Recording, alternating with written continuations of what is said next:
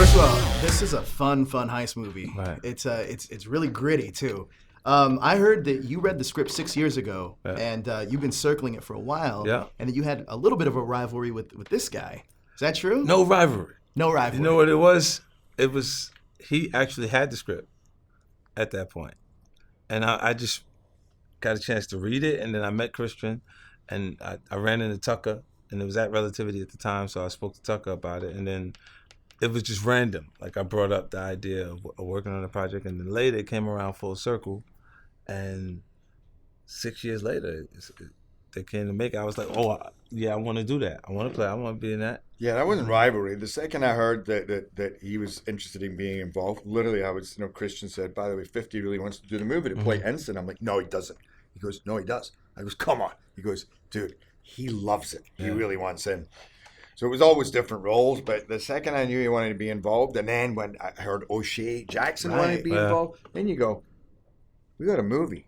We have a movie. It's going to be it's a great script, and you start to see it all come together, and you think we got a pumping, fun, like you say, gritty movie full of twists and turns. I was just going to say, I love the twists and turns in this film, and I love that it reminds me of Heist, but like grittier. I mean, not Heist. It reminds me of Heat, but grittier. Yeah. And it gives you that feel. Now, I have a question.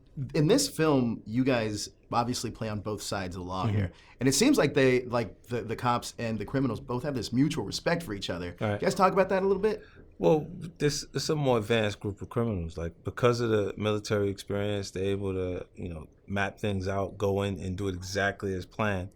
And it allows them to get away with more. So it's like 5 other jobs that they're already aware that we would be the guys that have got away with it or did it. Because of the timelines, availability, when Merman's in jail versus when he's free and on the street. So that makes a more sophisticated batch of law enforcement. You see it like these are great artists, or great warriors, and when they step onto the battlefield, they're very aware who they're up against, and they need that. Right. So when I realize, or when my guys realize that these may be the guys that have taken down all these banks, we go, oh, they're good, and they're really going to bring our game up, and this is what it's all about. And the same with them.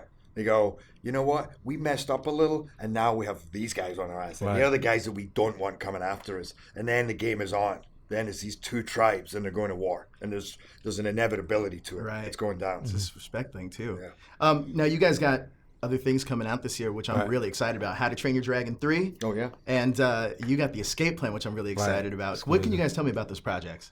Man, Escape Plan, I'm interested in seeing how it actually performs this time. Escape Plan 2, because it did 4 times as well as it did in America and China.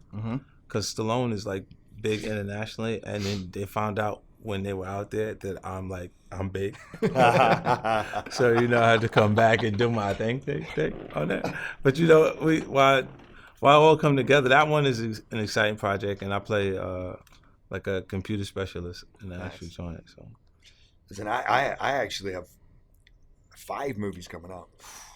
Because I have How to Train Your Dragon, which I just did a bit on, and it's so beautiful.